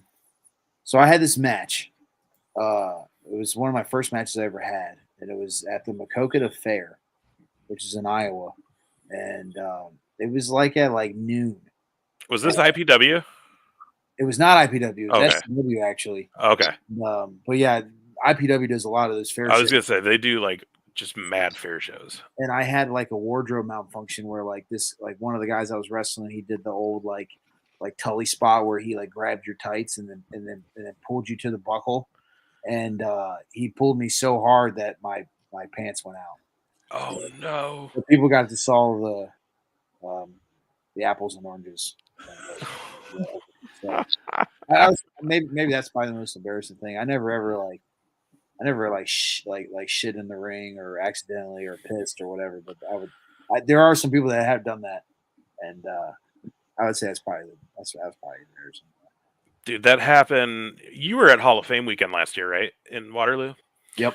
A few years back when they were doing the evaluations with, Jerry and those guys, there was a guy who went off the top rope and got his pants stuck on it and just ripped his trunks out as he jumped off in his evaluation match. Who was that? Do you remember? I don't remember. I really don't. I feel like I've heard that story. I'm just trying to remember who it was. Yeah. Yeah, that's pretty bad. That's Felt pretty so bad. I remember one time I wrestled. I'm gonna put it out there. I wrestled Dominic Guarini one time. He's a Ohio guy, and they call him the Bone Collector. And I wrestled him at a sup show in Nashville. And we did this spot where like I stampeded him, I power slammed him through the like on the outside. I threw him on the post, turnbuckle post, and then slammed him on the ground. But I accidentally like slammed him so hard that he like kind of shit himself. So that was an experience. For sure. Oh, that's awesome. Yeah. So That sorry, happens. Don. I put that out there if you're watching. Hey, man, everybody shits themselves sometimes as a adult. It happens. Yeah, for sure. So, Shit. Flying Chris Angel brought up Survivor Series. Who would you have as your other 4 teammates in a classic Survivor Series matchup? I would have to say my SGC boys. These are the 4. It has to be. It'd be weird if he didn't say that. Yeah, it'd be weird if I didn't say that. I know, but I just want to make sure because Yeah. I mean, Living and Dead. I should have said Living and Dead, right? Or you should have said like just dead. Yeah, fair. Okay, if we pick dead wrestlers in a Survivor Series match, who would I have? It would be me, Bruiser Brody. Mm. Now I'm trying to think of who's dead. There's a lot. Dr. Death. That'd be Terry Oh, Gordon. yeah. So that's 3, 4. I need one more. Dusty Rhodes. There you go. Yeah. Oh, God damn, dude. That's Solid a team. good matchup right there. Fuck, Yeah, damn. It'd be a hell of a 5. Fucking some people up for sure. Yeah. Have you been injured wrestling yet? And Oh yeah. What was the worst injury you've had? The worst one I got right now, I have it right now, kind of currently. I don't know if you can see. You can see like if I put my elbow. See how it's. Oh kinda, yeah. It's kind of. Oh yeah. I keep like banging on it, or like if a chair shot or whatever, I put my hand up, or like just weapons I get hit with it that I've had, and it's kind of been hard because like when you're a wrestler, right, you don't want to ever stop, and it's every week in, week out. So that's kind of been a thing I've been dealing with. But I've just been rocking some heavy elbow pads and elbow sleeves. So that's Kind of like a John Cena knob. yeah, it's pretty gnarly. I don't want to say that's the worst I've had. I've had some worse ones, but I never had any where I couldn't wrestle. Yeah. Knock on wood. So. Do you have any bad football injuries back in the day? Yeah, I did. I have jacked up my back over the years, which is funny being a wrestler. Right. So that's not a good combo. And it wasn't even like during football. It was like during like a workout. Oh no. And then I like kind of had some ruptured discs or whatever. So that was probably like the worst I've ever had. But luckily I've never ever like broken a bone or torn anything really bad. So knock on wood again. So Right. All right. So favorite fast food joint. You're on the road a lot. fuck, that's hard. Favorite fast food cookout. It's pretty good. I am unfamiliar. It's like a southern thing. It's like in North Carolina, Tennessee, I think Georgia too, maybe. You can get like so many. You can get like a burger, chicken nuggets, fries, and a shake, and like maybe like a tortilla wrap for like less than $10-15. No Oh, shit. damn. Yeah, it's fucking nuts. Do not tell fat guys like myself about I would that. say a close second would probably be Waffle House. Yeah. Oh yeah. Yeah, baby. It's not really. I wouldn't say it's fast food though, but No, it's But it's definitely not classic. fast food. classic. Classic. It's not that like the food's that good, but there's something with breakfast, and then it's quick, it's easy, it's cheap, and a lot like us SGC guys, we like to go Waffle House, especially me and Effie. Me and Effie like Waffle House. Get a cup of coffee, some eggs. You can kind of eat pretty clean with it too. I feel like so. And if you go at the right time, it's such great free entertainment in those joints. Yeah. there's some weird stuff in the after hours for sure. Oh man. Last time I was in a Waffle House, and I don't remember I was told this. My buddies left to go smoke, and I was blacked out. Apparently tried to pay, realized I didn't have a wallet, so I just tried to leave. Manager had to chase me out. My buddies were like, "What's wrong?" And he's like, "He didn't pay." And then apparently I just went to like where over on the parking lot and like just started to piss, and like pants were falling off me. It was a mess. It was a mess, but apparently I had a great time. Damn. So we got another question from Flying Chris Angel here. If you were to run a program with a current wrestler or on Indies, WWE, or AEW, who would it be?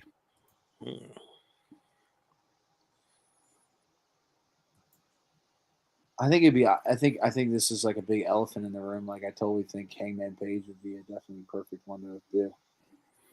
Just because just because I feel like a lot of people want that, and obviously he's a Cowboy, so Hell yeah, that'd be something very, very fun for a lot of us. That's for sure. That'd be interesting. Just to make clear there, Tom, it's Chris Angle, not Angel.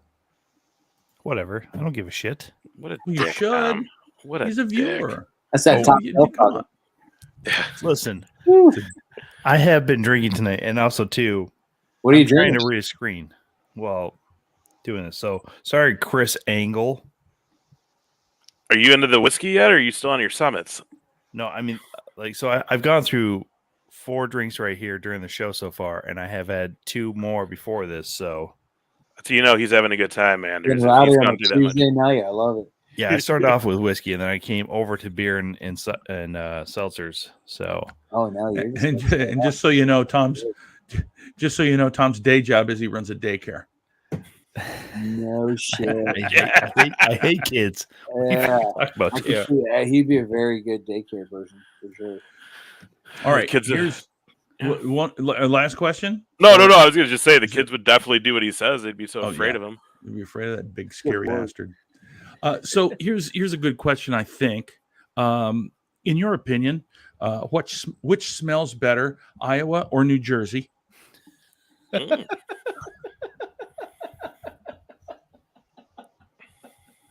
Damn. I mean, they have different smells, obviously.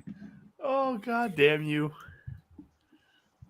Fucking I JR. don't even know. They both smell different, but they're very the similar outcome There you go. for sure. I don't know. I love it. That's awesome. I've been to both. I'll say Iowa's better. It depends where you go, though. Like That's true too. It does Like if you go depend to Cedar where. Rapids, you go past the Quaker factory. Oh, yeah. you Yeah. get Fruit Loop smells or horse shit. Yeah, they used to go the city of 5 seasons, and we used to be down in, I was at, probably still do, the city of 5 smells. Yeah, It's like, that's a thing too. yeah. What was it? There's the south and west, I think, is the dog food factory. Yep. And then Quaker Oats is there, and then there's some other couple of plants in there that are just real stinkers. But Yeah. ooh boy, Yeah. That's crazy. Zach, what's up? Welcome to the show. All right, let's do the Tom game. oh yeah, Do the hold on, time game. Yeah. stand by. Oh, here we go. This is an expensive video that we have ready for the show. Okay, here we go.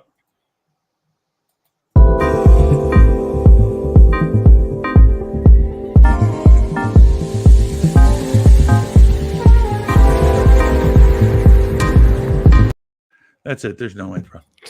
That's it. It's just it's a nice little animated thing with some music. But JR's pride and joy right there.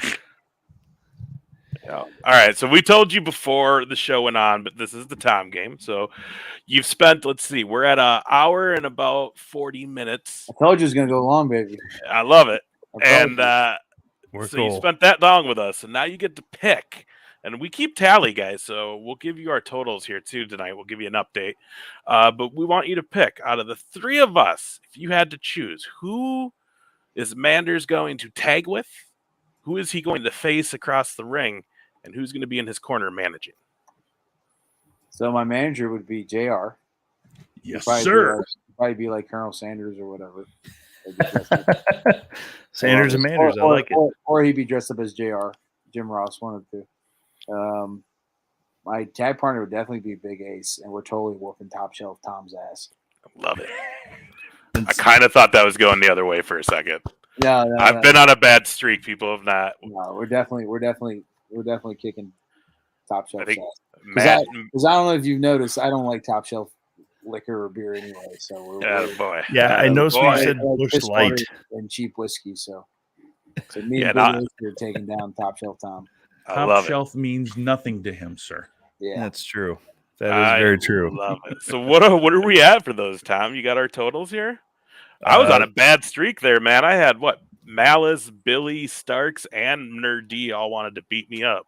That's God true. damn. That's true. So right now, What'd you do, Big A's? What'd you do to them? I thought Malice and I were boys. I don't know where that one came from. no. So the strategy is that they'd have me as either their tag partner to help their cause, or me as their manager to help their cause. You know what I mean? Like, Jerk face. I just saw that. That was funny. so right now we got as far as tag opponents, 3 people have selected JR, 6 people have selected Ace, and only 2 people have selected me as their tag partners.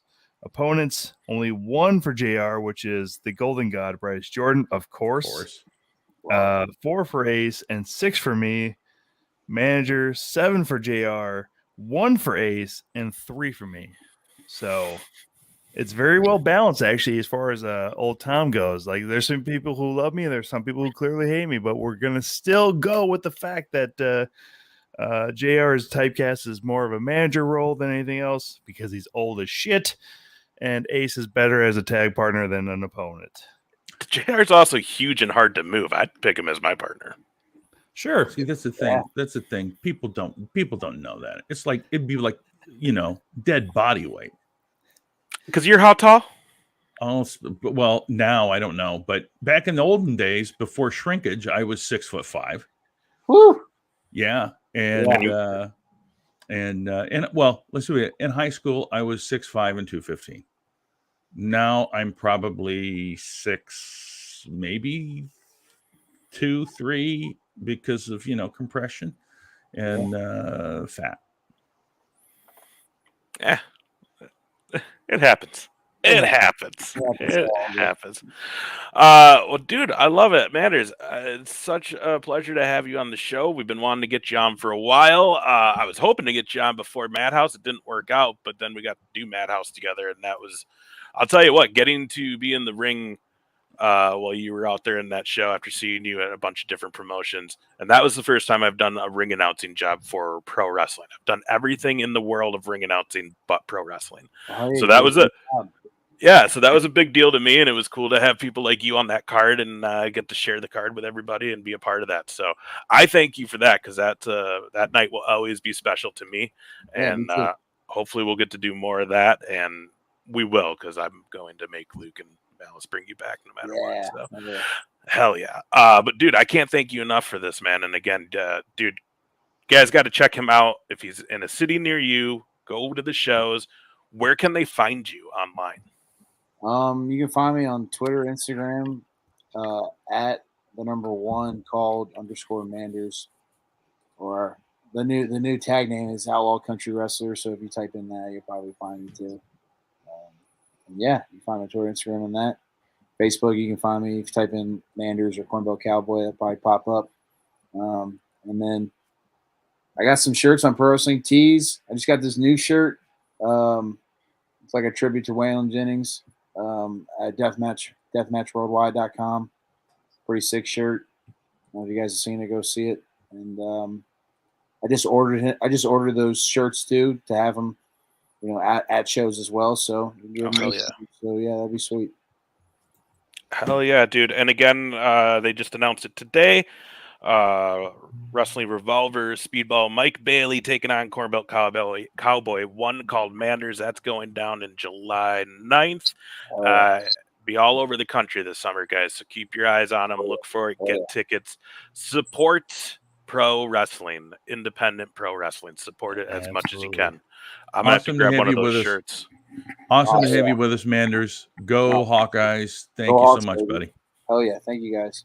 Absolutely. Thank you. Do you guys do you want to end here? We didn't discuss our ending tonight. We didn't. So bear with us, Manders. Do you want to? I'm actually technically good because I gotta go take a piss right now. So yeah, and really, let's stay on for another 20 minutes. Well, I was gonna say, really, the only thing we would talk about at this point when we get off is the whole Naomi Sasha Banks walk out of Raw thing. Oh no. I mean, we could probably just cover it. But Absolute. Well, I'll tell you what, real quick. Absolute Pro Wrestling, Jason Prentice, the Shank, and Bam Bam Bundy all came together, started this promotion. So that happened on Saturday. Tommy and I were there for the action. I was on commentary, and it was an awesome time. We had some really great matches, some great talent. The boys, Shank and Bryce Jordan. I know you hate him, JR, but Yes. Boy, they were hometown they were crowd, though, hometown man. heroes that Are night. you kidding me? They loved them. They loved the boys. Shank's boobs were shaking all over the ring, unfortunately. Hey, hold on. First of all, don't talk bad about the boys because Shane came up with a good handshake, and one of these days we'll allow everybody here to see it and stuff. Because boy, Top Shelf really loves himself a good handshake. Those two became buddy with Tommy at the show, though. We also had the Whoa! Hold on, JR. What are you doing? I was just getting my stuff ready. They had the Wanderer. Like the video. Right. Wanderer and the Death Dealer had a great match. By the way, the guys who took on the boys was Cole Cannon and Saint. Original Violence. Yeah, they did really well. That was a great tag match. Someone Manders knows pretty well. Damian Saint. Love that guy. As well as main event was Maddie Starr and Ethan Everhart. Was supposed to be Jimmy Wild. Jimmy Wild going to be out for a little bit, though, unfortunately. So is Ethan Everhart. There's other matches, guys. That show is going to drop in about a month online. We were there, though. Congratulations to, again, Jason Prentice, The Shank, and Bam Bam for a hell of a debut show. It was a lot of fun. Yep. The lady running the venue, scary as shit. Oh, my God. Yeah. And I don't want to talk bad about a lady named Karen, but you all get what I'm fucking going with on that one. She didn't like anything or anyone. I mean, she's not going to watch this show, and they're not going to show it to her. But for real, I've never seen a woman so inept on basic customer service. So pretty weird for an event venue business. Anyways, It was a good time though. So check that out. They're going to have another show August 26th, I think 7th in Waterloo, Iowa, at that same place. Again, August 6th, Madhouse, Knoxville, Iowa will be there as well. July 21st, 2nd, 3rd, Waterloo, Iowa. Lou Thez, George Tragu's Hall of Fame weekend's going down, so make sure you check that out. The big IPW show. Jonathan Grisham, Colt Cabana, Wes Briscoe, JBL, JJ Dillon, Trish Stratus being inducted, Jim Ross being inducted. Right. Wes and I will be doing a live show during the weekend's event. These two yahoos will probably be on a panel during that weekend as well, so get your all-access passes for that. Can't wait for Waterloo, Iowa for Hall of Fame weekend. And I'll be at IPW this weekend. Des Moines, Iowa. I don't remember what the club's called. I'm doing them a huge disservice right now. The downtown hotspot. It's it's a new place they're running. It's like an EDM club. This is an adult only show, by the way. Too. Platforms or levels or something like that. 21 and up show. Bell time's at like 9.